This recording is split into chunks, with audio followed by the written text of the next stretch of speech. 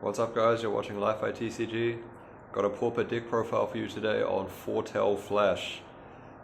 Now this is not, an established deck that I'm tweaking a little bit. This is a completely new creation.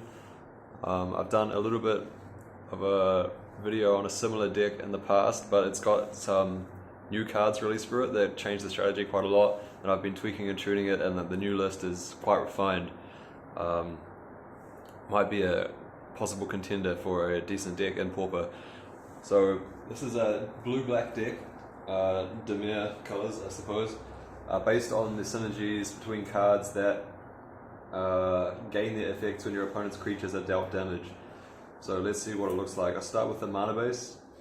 4 Waterfront Districts, 4 Dismal Backwater, 4 Desert, crucially, 3 Island, and 7 Swamps. So Desert is quite a powerful card. Hasn't seen too much play in Pauper since the rules change, where they ruled that you could use the cards that aren't common on Magic Online. It deals very well with cards like Fury Seer, Spellstutter Sprite, all of that. Once you have 2 of them in play, they can't really attack you with like Ninja, for example, either. And you'll see that it combines with other cards in the list to take down even more powerful creatures as well. Waterfront District is a new card from Streets of New Capenna. Just a good land for any deck in the color combinations it supports. If you get flooded in the late game, you can cash it in for a new card. And you'll see that there's the other lands are weighted heavily more in favor of black than blue, and you'll see why that is. Importantly, that means that Counterspell is not really a viable card. You don't have enough blue sources in the list. You can't really afford it with the Desert in the mana base as well, unless you add a ton of tap lands, which makes the deck way too clunky. Or you just increase the land count a lot, which then means that you just end up flooding too much instead. So that's not good either. So that's the mana base that I think works. In terms of the creatures, we have 4 Augur of Bolas, 4 Jarl of the Forsaken, and 2 Cuombajj Witches. So Augur of Bolas is a very good card for any blue deck in Pauper, especially one that's maybe trying to be a little bit more defensive. You can block ninjas, ground creatures. Later in the game, once you've taken control, it can start attacking. It's just a good all-around card. The fact that it has a power is relevant because if your opponent has like a 2-power ground creature or 2 toughness ground creature, like if they attack into your Augur, your Desert can finish it off. It just gums up the board, which is a thing that this deck is very much trying to be doing. Jarl of the Forsaken is a new card from, well, not new anymore I suppose, from Kaldheim with the Foretell mechanic. That's why I call this deck Foretell Flash. When it enters the battlefield, you can destroy an opponent's creature that was dealt damage this turn. So of course, if your Augur blocks, then you can kill it with Jarl. Desert, 1 damage, kill it with this. And of course the Witches as well. Tap it to ping, deal 1 damage, then come in with this and finish it off. So the Witches is why the mana base is heavily weighted towards black, so you can cast these more reliably. That might seem like a pretty heavy commitment, especially for just 2 copies, but I also have more in the sideboard, and having the 1/3 pinger on a 2-drop creature is pretty strong for the list as well. So it's important to consider with the Augur that most of your other spells have to be instants and sorceries, otherwise you'll miss too much. You can't really add too many more lands or other creatures, and it's important to think about that when you're sideboarding as well, but I'll talk about that when I get to the sideboard. So in terms of the instants and sorceries off the list, I'll get into that now. So in terms of pretty straightforward stuff,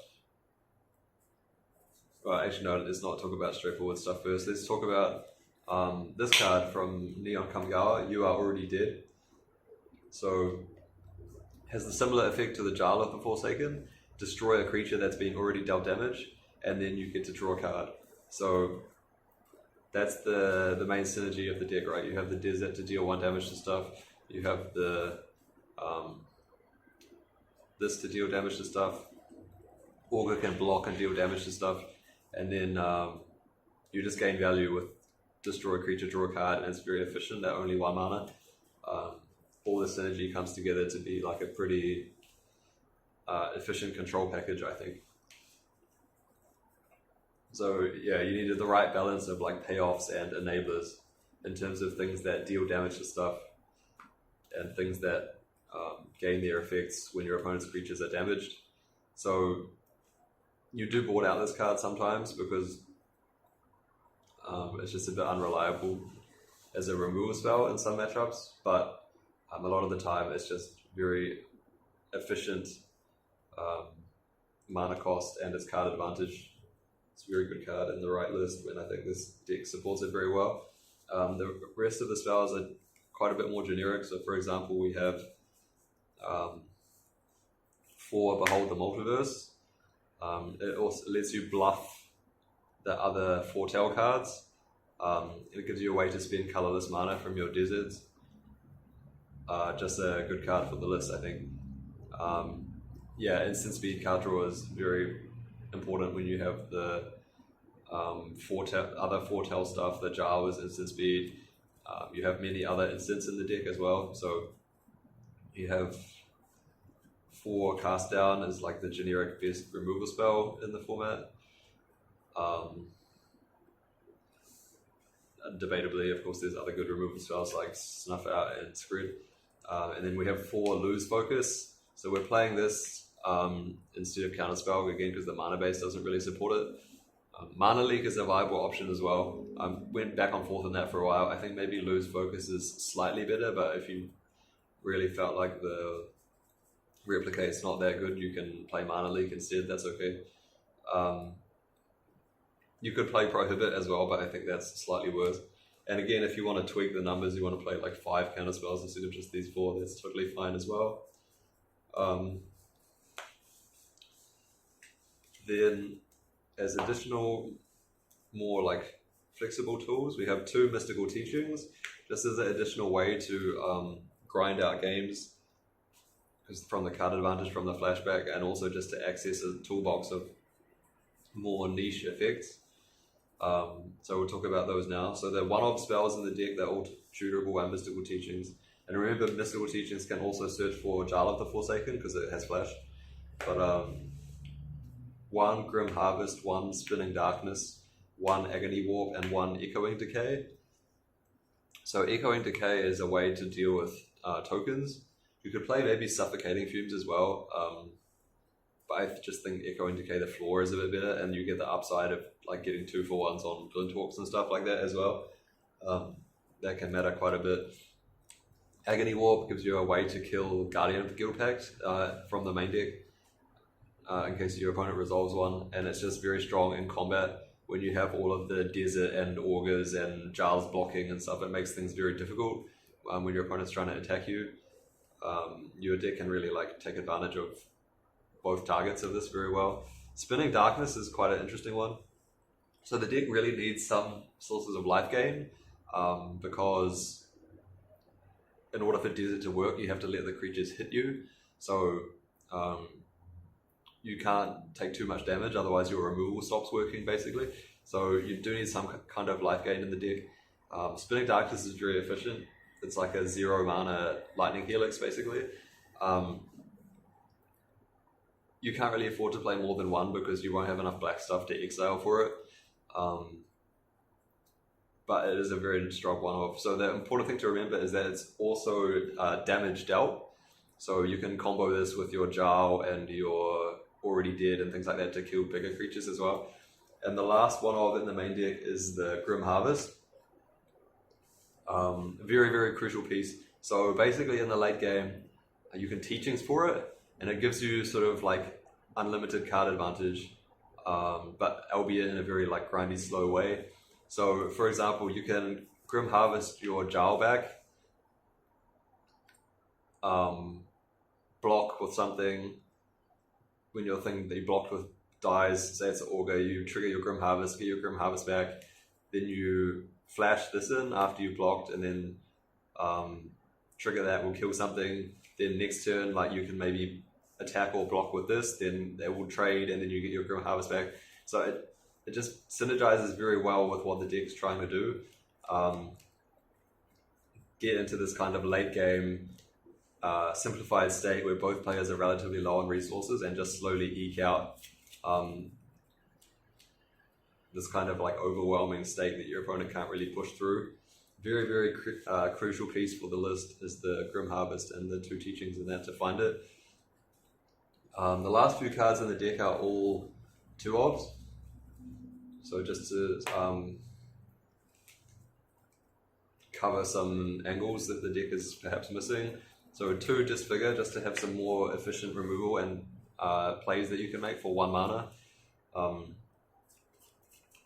If your opponent gets a fast start, like, it is possible for them to go under you with this deck, because you have quite a few tap lands, and like a lot of your spells cost 2 mana or more, so just having more 1 mana options is definitely worth it. 2 Exclude, kind of like in the other direction, just to have more card advantage. Good tempo options and answer things that can outgrind you, like Mull Drifters, and not letting you get overwhelmed by like monarch creatures, things like that. So these 2 kind of like complement each other or cover both bases in that way. Then the last 2 cards, not instants of sorcery, so you can't get them with Augur. 2 copies of Ill-Gotten Inheritance. So what this does is a 4 mana enchantment. At the beginning of your upkeep, you drain for 1, so your opponent loses 1 life, you gain 1 life. Then it has the ability, you can pay 6 mana and sacrifice it. Deals 4 damage to an opponent and you gain 4 life. So at 4 mana, this seems very pricey when you consider that like Curse of the Pierced Heart and the Burn decks is only 2 mana. And that also does 1 damage per turn. But the drain is very important for this deck. The life gain, as I mentioned before, with how it works with the desert, and you also take damage not only to let your creatures hit you with desert, but you can also end up taking quite a bit of damage from your witches activations, because if your opponent if you don't have a creature for your opponent to target with it, and you won't because you don't have play anything with 1 toughness, for example, then your opponent's just going to redirect their target to you, so you can end up taking a bit of damage from that as well. So the life gain is really important, and just having a way that can win the game outside of combat is also very valuable when you're playing against a very removal heavy deck. You can try to outgrind it with the Grim Harvest stuff, but just having a way that can slowly win the game over the time and ignore creature removal is highly desirable. So as a sort of like deck building lesson, for a long time I waffled back and forth on whether I wanted to play 4 Witches main or 4 this main. And then I just realized that like that's not the right way to think about it. You can just play 2 of each, because generally you don't want to flood too much on either of them. A lot of matchups, Witches is a bit situational or ineffective if opponents don't have low toughness creatures. You don't generally want to have a lot of them in play because you only need 1 of them out to enable all of your already dead and your Jarl and things like that. And Inheritance, you don't want too many of them because they're very slow. If you have a handful of these, you can just end up getting run over. Yeah, so the 2-2 split works pretty well. And I have more in the sideboard, so depending on the matchup, you can change the configuration, because some matchups you do want all of the Witches, or you do want more of the Ill-Gotten Inheritance. So after sideboarding, you have the option to play different configurations. So we'll talk about the sideboard now as well. Here it is. So firstly, like I said, we have the other 2 copies of the Ill-Gotten Inheritance, and the other 2 copies of the Witches, and I'm also playing 2 more copies of Exclude. So all of these cards are very powerful, but they're all like relatively matchup dependent as well. So it does look quite strange to have additional copies of main deck stuff in your sideboard, but they're just the most effective options available. So you want to be able to have the option to play configurations where you have access to the full playset. You just need to be a bit careful when you board in your witches and your ill-gotten inheritance, that you usually want to be boarding out creatures or the enchantments, because otherwise your augur becomes a little bit too inconsistent. So if it's like extremely board control dependent game where your life total doesn't matter that much, so like Mogwarts might be an example of that, or like elves, then you could board out the ill-gotten inheritance and board in this. If it's like a very controlling matchup where your witches doesn't have any targets to kill, like you're playing against pestilence or something, then you can board out witches, board in these. Or if your opponent's like an aggro burn deck with a lot of small creatures, but also life gain is relevant, then you can board in all 4 of these and you board your augurs out. That can be a thing you can do as well. So, or if your opponent doesn't have big creatures to kill, like your witches and your desert can handle it without the Jarl, then you can board those out. Things like that. So you just have to understand the different pressures and the different matchups, and try not to board out too many spells so your augurs are still strong.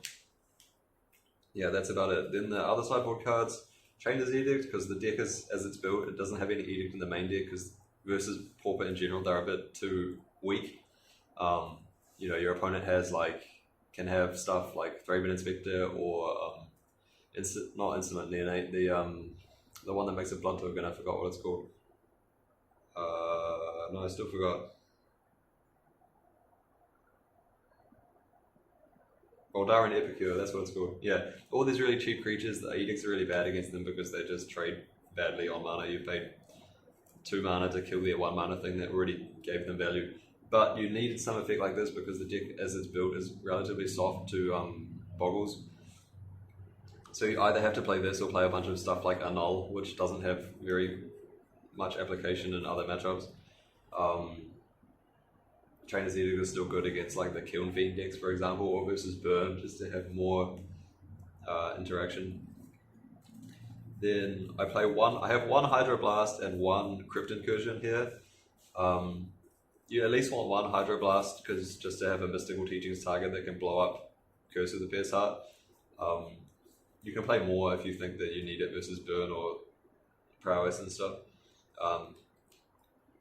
Crypt Incursion probably could just be another Pyroblast, or if you want the Graveyard Hate or the big life gain, you can play 1 as well. It's fine, it's pretty flexible, and the other few sideboard slots I have are just more copies of Duress. So that could also be like Dispel, for example, or just to have something versus like the Cycle Storm or that kind of deck, because a lot of the list as it's built is basically focused on like removing and countering creatures. So if your opponent's way to win the game is not via that angle, you can struggle a little bit. So you want to have something more anti-spells, so Duress or Dispel or something like that. But you can probably play like 3 Duress and 4 Edict, or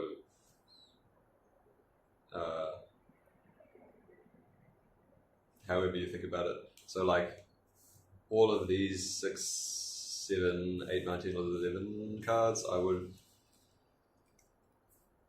10 or 11, 2, 4, 6, 9, 10. Yeah, those 10 I would say are pretty essential, and then you can think about being a bit more flexible with these. But yeah, that is my list for this deck. So I've been tuning and tweaking it for quite a while now. I got the idea for it quite a while ago. From the moment Desert was downshifted, and then they printed a bunch more cards for it. Like the Foretell cards got printed after the Desert was brought into Pauper, and also obviously the UI already did is very new. So yeah, if you play in a metagame where your opponents all play like decks with small creatures like fairies, it's very strong options to choose. If your opponent does a thing that like doesn't care about removal as much, then it can be a little bit more of an uphill battle. But no deck has like good matchups versus everything. You know what I mean? So this is just another option to be aware of. It's doing something like quite strong and unique. So I thought I'd share it with you guys. If you tried anything similar before, or you want to give this deck a try, let me know down below in the comments. Thanks for watching. This has been Li-Fi TCG signing out.